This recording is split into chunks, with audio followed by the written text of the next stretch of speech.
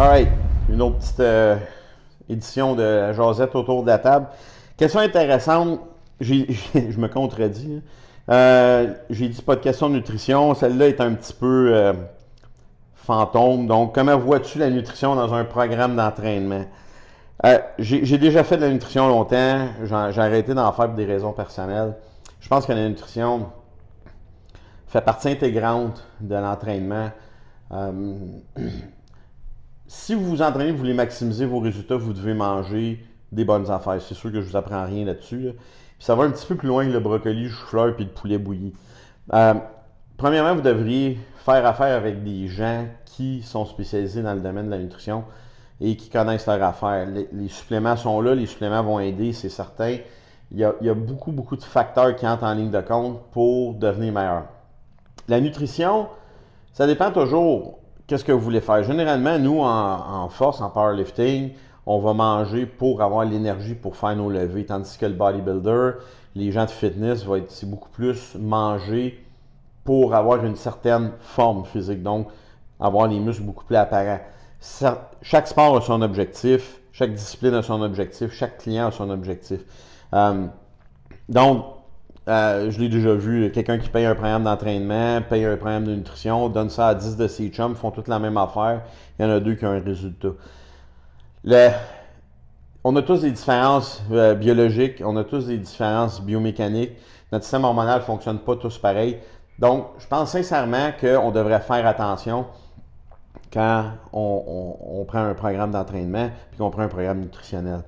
Si vous vous entraînez sérieusement, puis vous faites plus que 3 mois dans votre gym, je vous considère comme un athlète ou un client sérieux.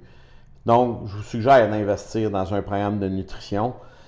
Chacun a sa spécialité, comme je disais tantôt, mais la spécialité des gens ne va pas nécessairement être dans ce qu'ils veulent, mais dans vos besoins. Fait qu'essayez de vérifier si l'entraîneur ou le nutritionniste veut faire passer ses convictions avant vos besoins. C'est les besoins qui sont importants.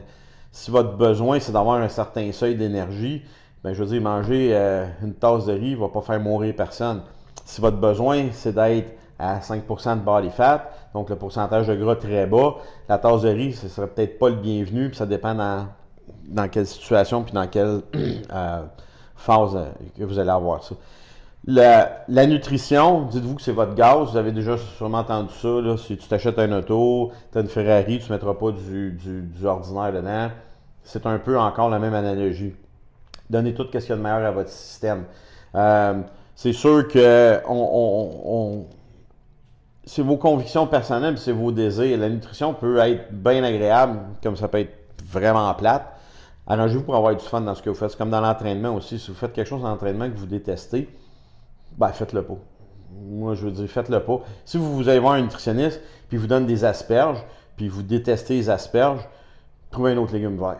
C'est pas super compliqué. Trouvez un légume vert, c'est un légume vert. Ils ont des propriétés différentes à chacun, je comprends, mais si vous n'aimez pas les asperges, vous n'allez pas vous tuer à manger des asperges. Donc, par contre, ce que je vois en entraînement, puis ce que je vois dans le monde d'aujourd'hui, c'est que les gens ne boivent pas assez d'eau. La première chose que vous devriez faire, c'est boire beaucoup d'eau. C'est bien niaiseux, mais l'eau, c'est anabolique. Ça favorise la prise de masse, ça favorise la perte de gras, ça favorise la force, ça favorise un bon sommeil, une meilleure élimination. Vous ne pouvez pas savoir ce que de l'eau peut faire à votre système tant que vous ne l'avez pas essayé.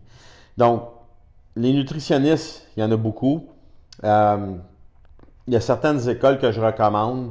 À Montréal, je dirais une des meilleures, c'est AAT, que je suggère fortement. Puis l'éducation que vous allez recevoir de ces 2 personnes-là est excellente. Ils ont étudié quand même beaucoup. Vous avez toujours l'option de faire la biosignature avec le groupe Polkin, qui est quand même très intéressant aussi. Donc, il y a plusieurs avenues, il y a plusieurs livres.